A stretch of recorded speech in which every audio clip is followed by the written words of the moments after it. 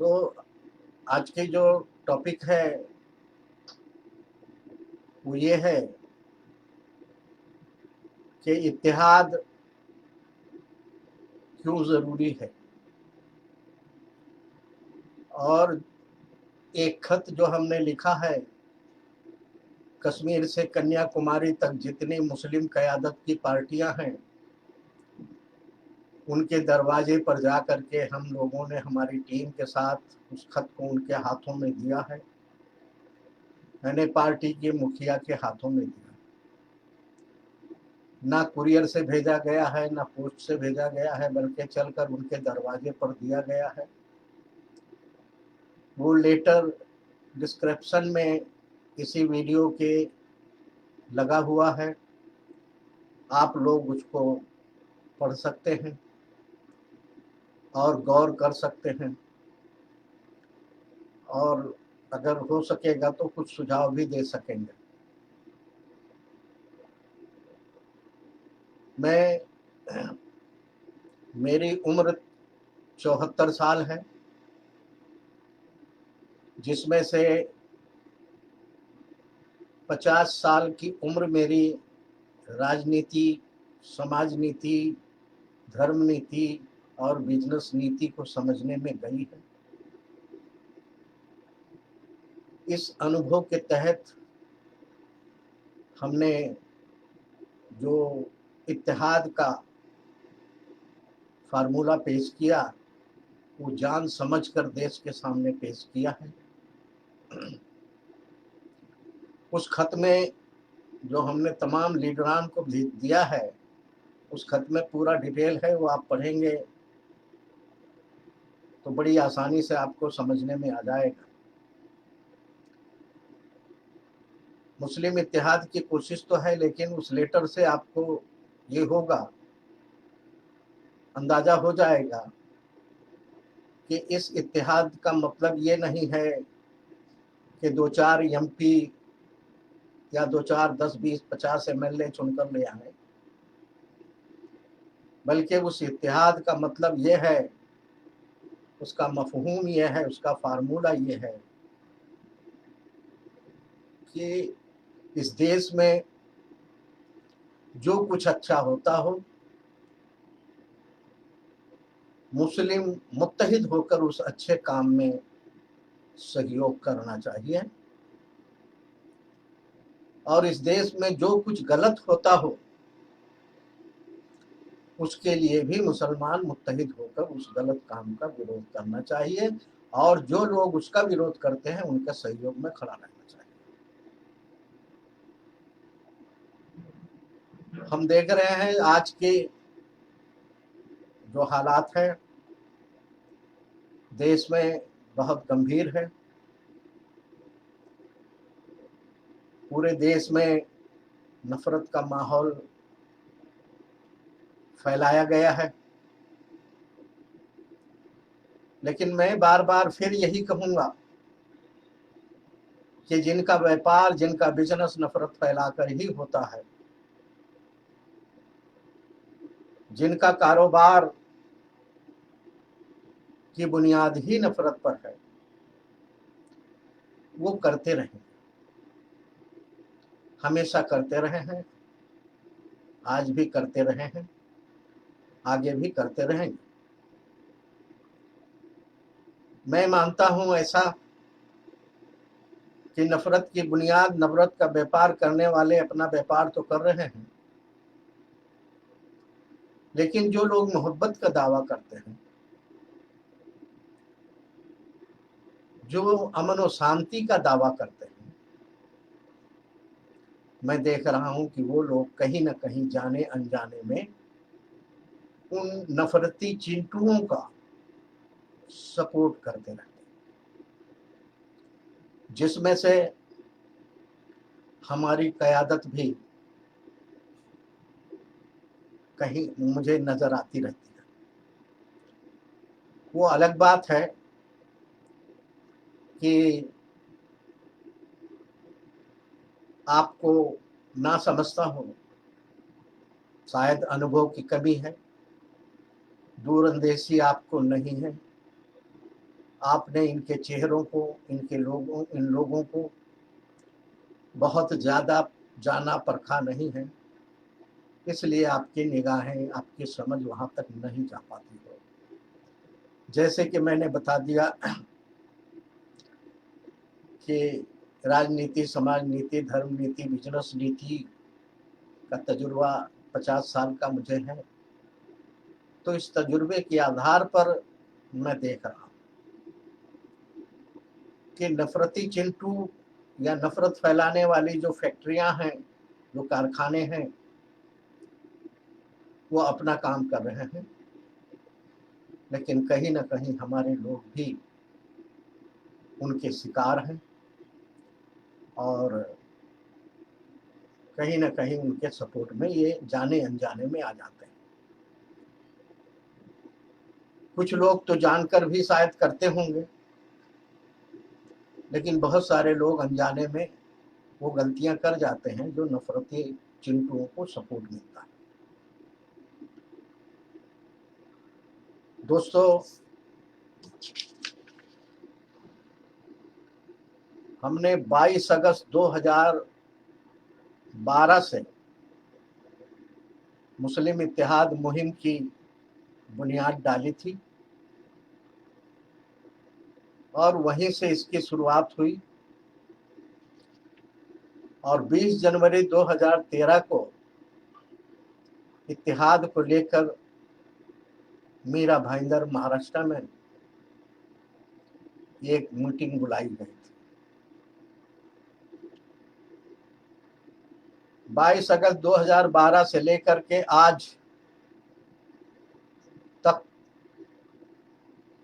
ये जद्दोजहद लगातार जारी रही है, कोशिश जारी रही है, जिसमें से जो हमसे पुराने लोग जुड़े हुए होंगे वो जानते होंगे कि हमारी टीम ने देश भर का दौरा किया और उसमें जो कुछ दौरे में आता रहा, जो कुछ हमारे सामने आता रहा, उसकी रिपोर्ट भी हमने आवाम के सामने पेश करते रहे। कुछ भी हमने ना उसमें ज़्यादा बढ़ाया है, ना हमने कुछ घटाया है। जो कुछ हमारे साथ हुआ है वो हम पेश करते रहे हैं, उसमें हमने देरी नहीं की। उसकी वजह ये है कि अगर हम अपने बेटे को 100 रुपया देते हैं कि बाजार से कोई सौदा ले आओ, तो कुछ समय तक हम इंतजार करते हैं और जब बेटा आ जाता है बाजार से तो फिर हम उससे पूछते हैं कि भाई सौदा लाया या नहीं लाया। तो जब जब हम दौरे पर गए हैं, देश को बता कर गए हैं कि फला तारीख को फला लीडर के यहाँ, फला पार्टी के यहाँ हम जाने वाले हैं, जा रहे हैं, तो जो लोग इस मैसेज को पढ़े या सुने या समझे, उनकी ख्वाहिश रही है कि भाई वापस आने के बाद आपको क्या मिला, कैसा व्यवहार हुआ उस लीडर से, उस पार्टी की तरफ से।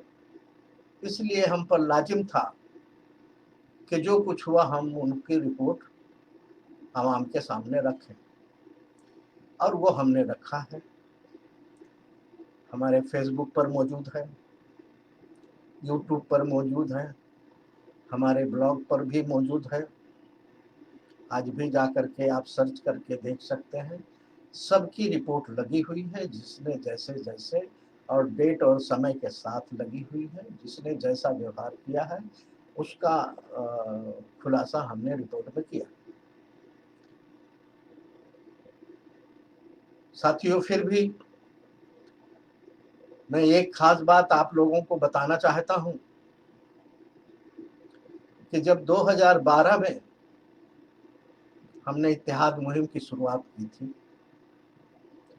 तो जान समझ कर की थी कि मुस्लिम इत्तेहाद ही इस देश के लिए भला होगा, इस देश की भलाई के लिए, इस देश में अच्छे दिन लाने के लिए मुस्लिम इत्तेहाद ही जरूरी है। ये समझकर ही हमने शुरुआत की थी और उसी पर आज भी हम कायम हैं। इस देश के अच्छे दिन मुस्लिम इत्तेहाद ही ला सकता है। उसके कारण हमने उस खत में लिखे हुए हैं। लेकिन जब 2012 में हमने शुरुआत की थी तो 10 किलोमीटर की रफ्तार से अगर अमल हो जाता, हमारे लीडरान का सपोर्ट मिल जाता, तो 10 किलोमीटर की रफ्तार में ही वो काम हो जाता और इत्तेहाद हो जाता। और जो आज आप जो दिन देख रहे हैं देश भर में, वो नहीं होता। समझे साहब, वो कतई नहीं होता। मैं यहां तक बता दूं कि अगर 1947 में मुस्लिम इत्तेहाद होता तो इस देश का बंटवारा भी नहीं होता। ये देश दुनिया में सबसे बड़ा देश भी होता और दुनिया के सभी देशों का लीडर भी होता। लेकिन मुस्लिम इत्तेहाद ना होने की वजह से 1947 का बंटवारा हो गया, जिसकी कीमत हम लोग भुगत रहे हैं। हालांकि हम लोगों का कोई उसमें योगदान नहीं था, हम लोग मौजूद भी नहीं थे। जिन्हें पाकिस्तान जाना था वो पाकिस्तान चले गए थे, लेकिन जो हमारे पुरखे रहे हैं हम लोगों के, वो भारत को ही पसंद किए, भारत की नीतियों को पसंद किए, यहाँ मिली जुली तहजीब को पसंद किए और उन्होंने यहाँ रहना ही पसंद किया। लेकिन साथियों, ये मिली जुली तहजीब भी अब खतरे पर लग चुकी है। देश फिर एक बंटवारे की तरफ जा रहा है, खाना जंगी की तरफ जा रहा है, सिविल वार की तरफ जा रहा है। लेकिन मेरा फार्मूला वही है जो 2012 में हमने पेश किया था। वो फार्मूला यही है कि मुसलमान मुत्तहिद होकर मुसलमानों की राजनीतिक लीडरशिप और मुसलमानों की मजहबी लीडरशिप इकट्ठा होकर बैठे और चिंतन मंथन करें। चिंतन मंथन अब वो सिर्फ नहीं कि मुसलमानों का हिस्सा क्या मिलेगा, या वो नहीं कि मुसलमानों को ओहदा क्या मिलेगा। अब चिंतन मंथन की जरूरत है कि इस देश की मिली जुली तहजीब, इस देश का भाईचारा, इस देश का कानून व्यवस्था, इस देश का संविधान, इस देश का प्रेम व्यवहार, इस देश का जो जियो और जीने दो की जो पॉलिसी है, वो कैसे कायम रह पाएगी।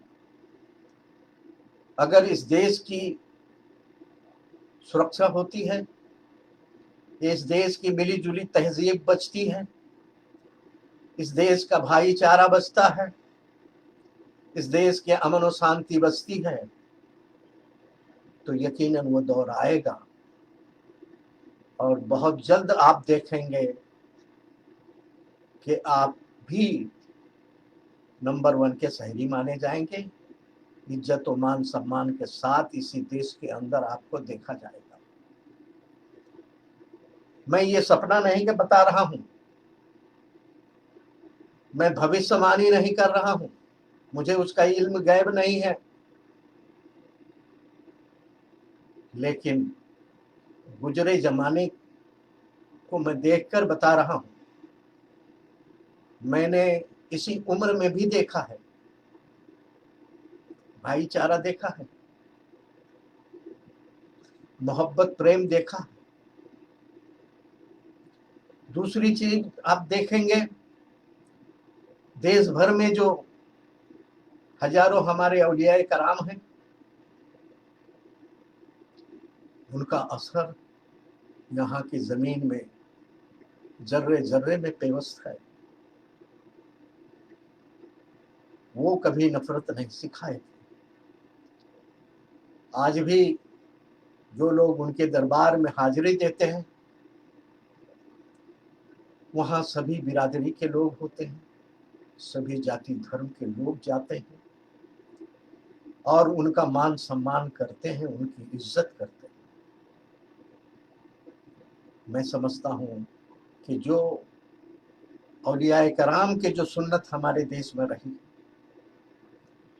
हमें पलटकर उनकी तरफ आना होगा और गौर करना होगा। अगर औलियाए कराम की सुन्नतों पर हम अमल करने की कोशिश करें, इस देश के अंदर फिर से मोहब्बत का, भाईचारा का, मिली जुली तहजीब का, जियो और जीने दो की पॉलिसी का दरिया बहेगी और खून खराबा करने वाले और नफरत फैलाने वालों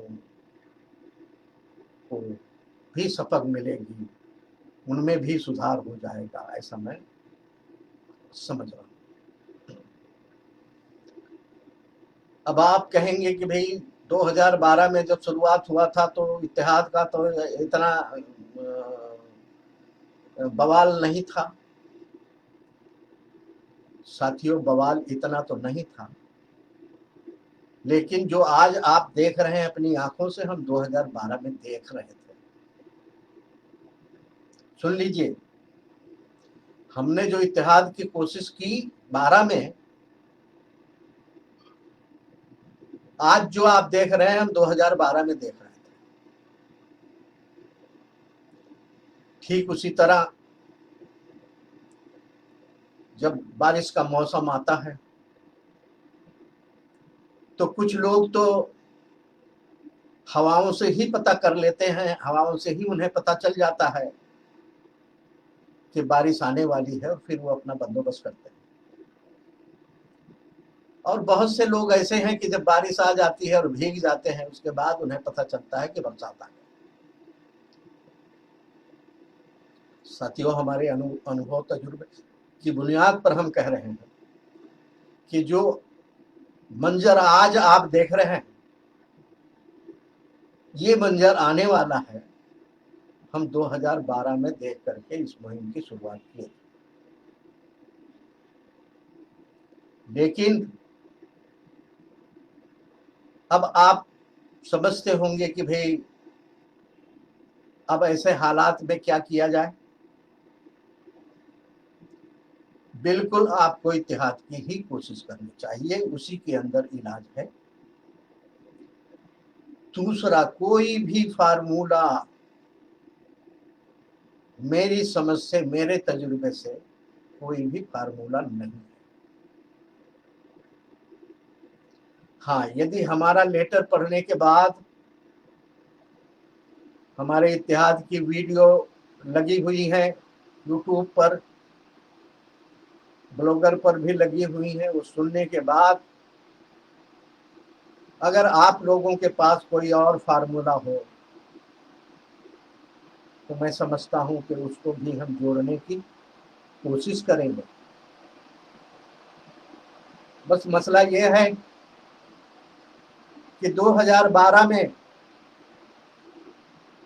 अगर हमें हमारी लीडरशिप ने समझा होता तो मैं समझता हूं वो काम 10 किलोमीटर की रफ्तार से हो जाता। लेकिन अगर आज करते हैं तो फार्मूला वही है, फार्मूले में कोई फेर बदल नहीं है, सिर्फ स्पीड बढ़ गई। जब 10 किलोमीटर की रफ्तार में आप चलकर इस फार्मूले को अमल में ला सकते थे। आज अगर अमल में लाना है तो अब 50 किलोमीटर की रफ्तार में आपको ये फार्मूला लाना होगा। आगे के लिए बता दूं, ये 10 साल तो गुजर गए, पूरे देश की लोगों से दुआएं मिली, शाबाशियां मिली, वाहवाही मिली, तारीफें मिली, लेकिन जो मुस्लिम की मजहबी और राजनीतिक लीडरशिप है, उससे धक्का मिला, बेइज्जती मिली, गाली मिली और धमकियां मिली, जिसकी रिपोर्ट हम आप लोगों को देते रहे। मैं ये बताना चाहता हूं आज लाइव आकर के कि अगर 12 में के शुरुआत से अगर कोशिश की गई होती, संजीदगी से लिया गया होता, तो जो दिन आज ये देश देख रहा है नहीं देखता। आज फिर आप लोगों के सामने बता रहा हूं कि आज अगर आप तैयार होते हो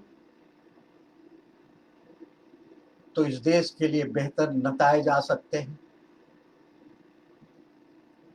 लेकिन आज भी अगर आप तैयार नहीं हुए तो फिर अभी 50 किलोमीटर की रफ्तार में ये काम होने की मैं उम्मीद करता हूं। आने वाला समय अगर ये समय आपने छोड़ दिया तो फिर आपकी रफ्तार 100 किलोमीटर की करनी होगी। फार्मूला यही होगा, तरीका यही होगा, इत्तेहाद ही करना होगा। अगर 12 में कर लिए होते तो बहुत अच्छा होता, 15, 17, 18 में कर लिए होते तो भी अच्छा होता, आज कर लेंगे तो भी अच्छा होगा, इसके बाद 10 साल के बाद भी करोगे तो भी अच्छा होगा। लेकिन इतनी सारी कीमत चुकाने के बाद अगर करोगे तो मैं समझता हूं कहीं ना कहीं समझदारी में और अक्लमंदी की कोताही है। आपको इत्तेहाद ही करना होगा, दूसरा कोई रास्ता नहीं है। मुसलमानों के सभी पार्टियों की हाई कमान को मैं संदेश देना चाहता हूं कि हमने जो आपको खत लिखे हैं, हमने जो मुलाकातें की हैं, हमने जो आप लोगों से बातें की हैं, शायद आप उसे नहीं समझ पाए या समझने की कोशिश नहीं किए।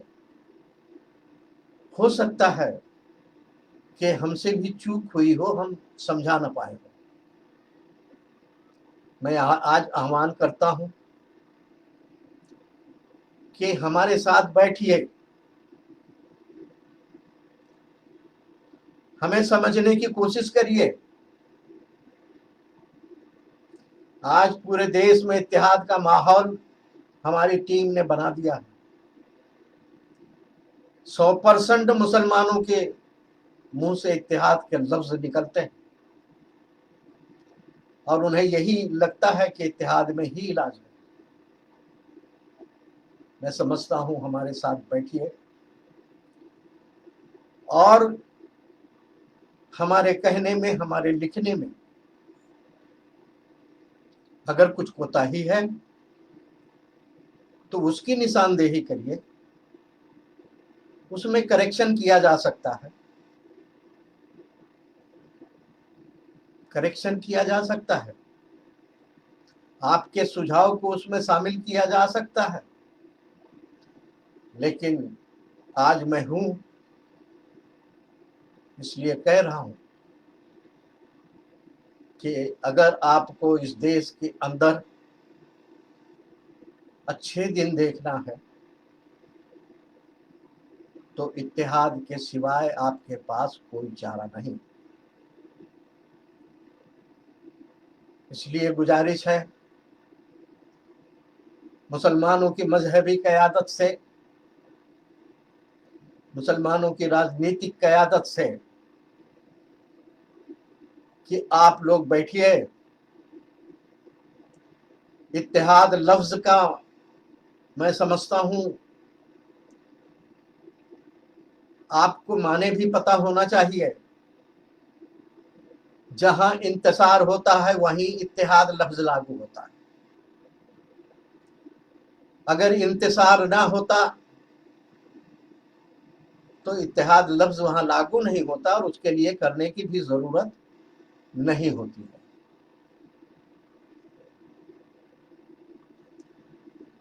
इत्तेहाद लफ्ज वहां पर लागू होता है। जैसे कि हमारे लीडरान जब स्टेज पर आते हैं, मीडिया में आते हैं, तो बहुत जोर शोर से कहते हैं मुसलमानों मुत्तहिद हो जाओ, इत्तेहाद में ही तुम्हारी भलाई है। बिल्कुल सही है उनका दावा, लेकिन फिर उसी अपने दावे को नाकार देते हैं। वो ये कि मुसलमान मुत्तहिद हो जाओ लेकिन हमारी तंजीम में आ जाओ। ये लफ्ज़ इत्तेहाद के मफहूम में नहीं आता है। इत्तेहाद का मफहूम यह है कि 10 लोगों के मुंह 10 तरफ हैं और उन 10 मुंहों को एक तरफ लाने का नाम इत्तेहाद है। ना कि इत्तेहाद वहां है कि मुसलमानों मुत्तहिद हो जाओ और हमारे साथ आ जाओ। नहीं, मैं समझता हूं जो भी तंजीमें हैं, मजहबी तंजीमें हैं, जो भी पॉलिटिकल पार्टियां हैं,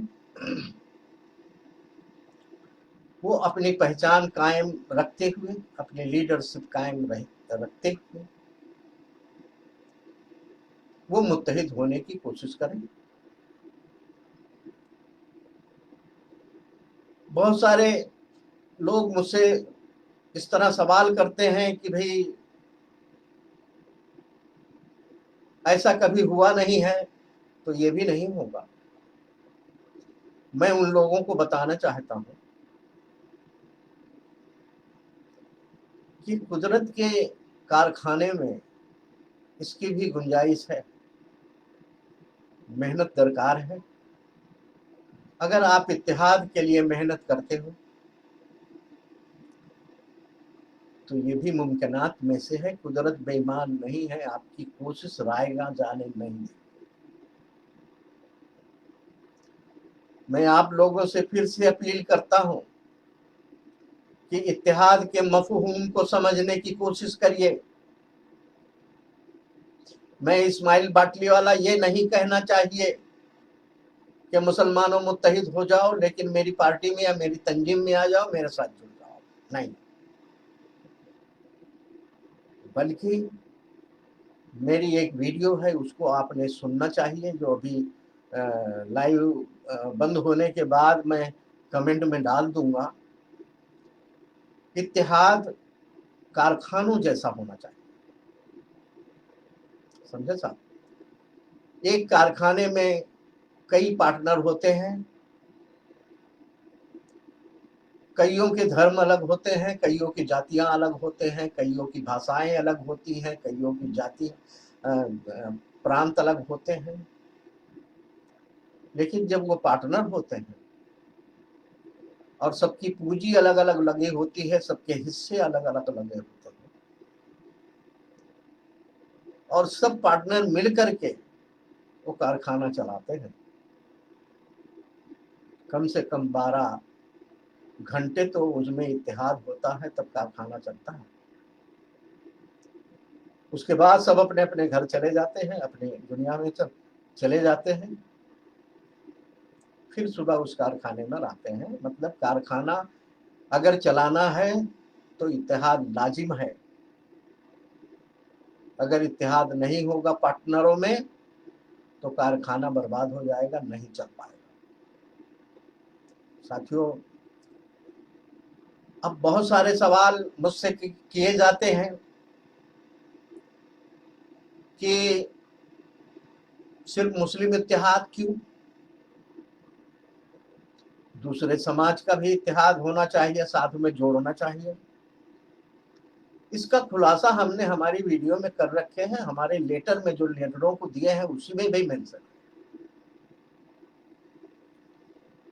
जैसे कि ये मुस्लिम इत्तेहाद की बात हम क्यों कर रहे हैं, उसकी वजह यह है कि जिशान साहब और इकबाल लोखंडवाला साहब, अगर आपके घर में शादी होती है या खुशी का कोई मौका आता है तो आप पूरे शहर को दावत दे सकते हो, खाने का बंदोबस्त, उठने बैठने का बंदोबस्त, तमाम बंदोबस्त जो है खाने पीने का वगैरह वगैरह। लेकिन उसमें से एक छोटी सी चीज है,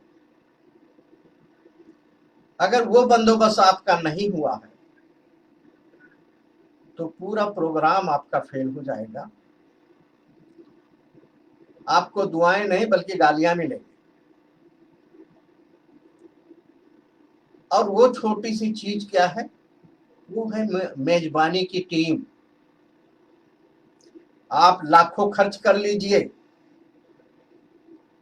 अगर मेजबानी करने की टीम आपके पास नहीं है तो लाखों खर्च पानी फिर जाएंगे और उल्टा आपको गालियां मिलेगी और बेइज्जत होगा। अब मेजबान की टीम आप किसको बनाओगे, मेजबान की टीम आपके परिवार को बनाओगे, आपके रिश्तेदार को बनाओगे, आपके पड़ोस को बनाओगे, आपके दोस्तों को बनाओगे। समझे साहब, मेहमान कभी मेजबान नहीं हो सकता, मेजबान मेजबान हो सकता है। इसलिए हमारी कोशिश यह है, हम दावत देना चाहते हैं पूरे देश को, लोग इंतजार में भी हैं, लेकिन अभी तक मेजबान की टीम तैयार नहीं हुई है। आप लोगों से गुजारिश है कि मेजबान की टीम तैयार करने की कोशिश करिए। ये देश आपको, आपका स्वागत करने के लिए तैयार है।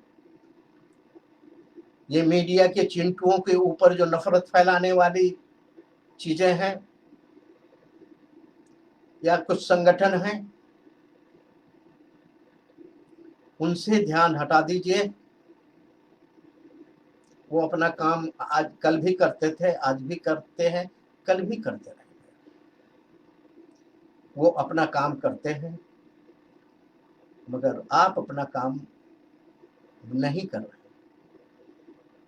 आप अपने काम की शुरुआत करिए, यकीनन ये देश आपके साथ खड़ा नजर आएगा, ऐसा मैं देख रहा हूं। साथियों, अगर कुछ सवाल होंगे तो मेरे मोबाइल नंबर पर आप फोन करके कर सकते हैं, व्हाट्सएप पर कर सकते हैं। जो नंबर है 9029341778। और बहुत सी जानकारियां आपको अगर लेनी है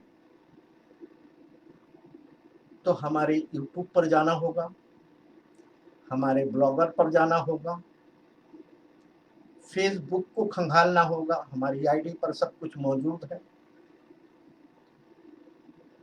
चंद मैसेज से आप फैसला ना लें कि ये ऐसे कहा गया, वैसे हुआ वगैरह वगैरह, उसको माइंड में ना लें। हमने 3 खत लिखे हैं और ये पूरी मुहिम जो है वो 3 खतों के इर्द गिर्द ही चल रही है। एक खत का जिक्र जो हमने आपको कर दिया इसी लाइव में कि कश्मीर से कन्याकुमारी तक जितनी मुस्लिम क़यादत की पार्टियां हैं उनके दरवाजे पर जाकर के वो खत दिया गया है। वो इत्तेहाद से के लिए है, इत्तेहाद के नफा नुकसान गिनाने का खत उसमें। दूसरा खत हमने मजहबी तंजीमों उलमाए कराम के नाम लिखा है, वो खत भी उनके दरवाजे पर जाकर दिया गया है। बहुत सारे साथी जो हमारे साथ रहे हैं उसके रिकॉर्ड हमने मेंटेन किए हैं।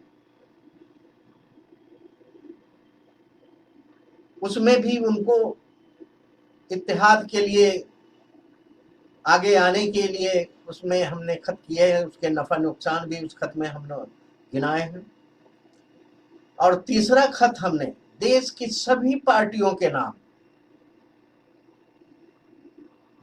कांग्रेस हो, बीजेपी हो, शिवसेना हो, आरजेडी हो, बहुजन समाज पार्टी हो, समाजवादी पार्टी हो, या साउथ की जितनी पार्टियां हैं उन सबके नाम खत लिखा है। और उस खत को भी इन सब के दरवाजे पर, सबके इन सब के तो नहीं कह सकते, लेकिन प्रमुख पार्टियों के दरवाजे पर जाके हमारी टीम ने उस खत को उनके यहाँ दिया। हमारी जो मुहिम है वो इन 3 खतों के ही इर्द गिर्द चलती रही है। आपको अगर मुकम्मल जानकारी लेनी है तो आपको इन 3 खतों को पढ़ना होगा, वरना एक छोटे छोटे मैसेज से आपको कुछ भी समझ में नहीं आएगा। अब उसके एक तरीका हमने किया है, जो उलमाए कराम के नाम जो खत है वो उर्दू में है, जो मुस्लिम क़यादत की पार्टियों का जो खत है वो हिंदी में है,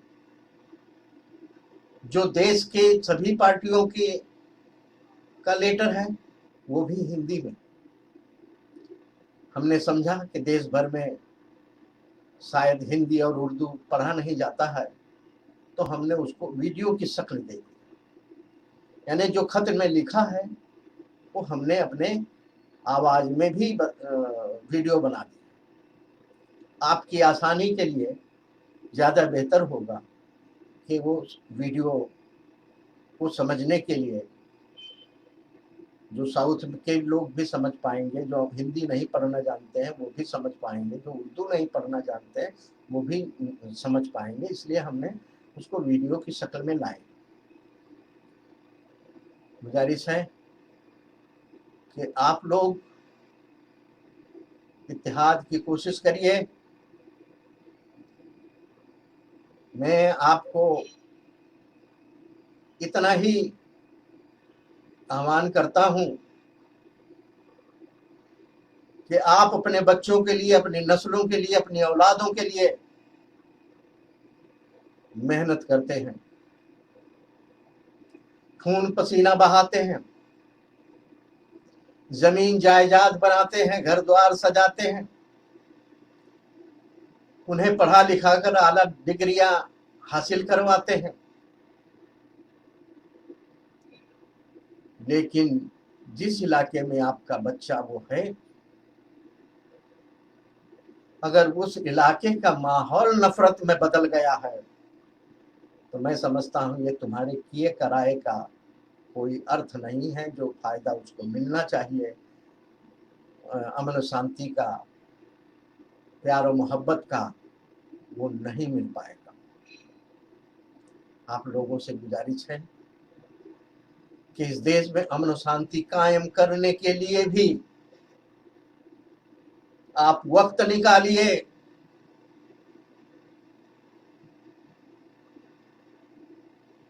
और अपनी जेब से भी कुछ खर्च करने की कोशिश करें,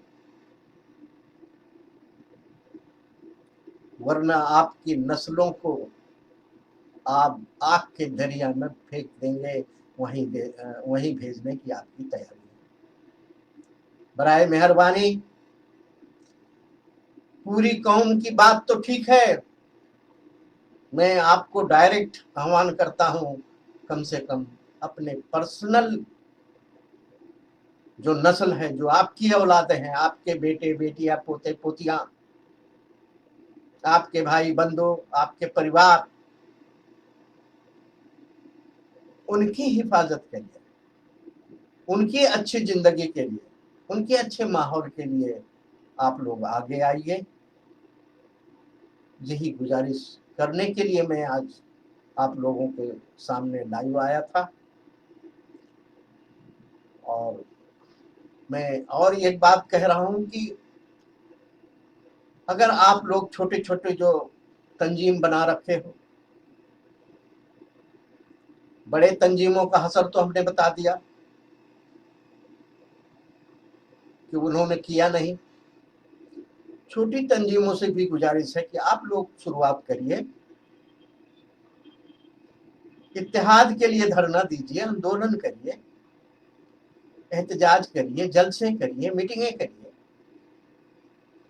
अगर मेरी जरूरत होती है, अगर ऐसा लगता है कि मेरी भी जरूरत है, तो मुझे भी बुलाइए। अगर आपको ऐसा लगता है कि मुझसे कुछ मशवरा करना है, मेरे तजुर्बे आपको लेना है, तो आप मेरे पास बंबई आइए, या मुझे बुलाइए, या आप आइए। लेकिन इस काम को आपको करना होगा,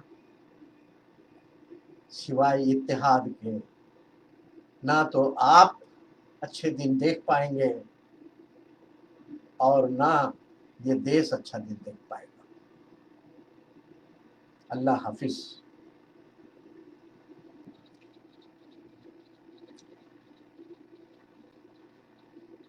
बिस्मिल्लाहिर्रहमानिर्रहीम।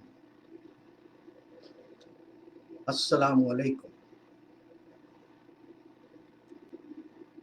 दोस्तों और साथियों।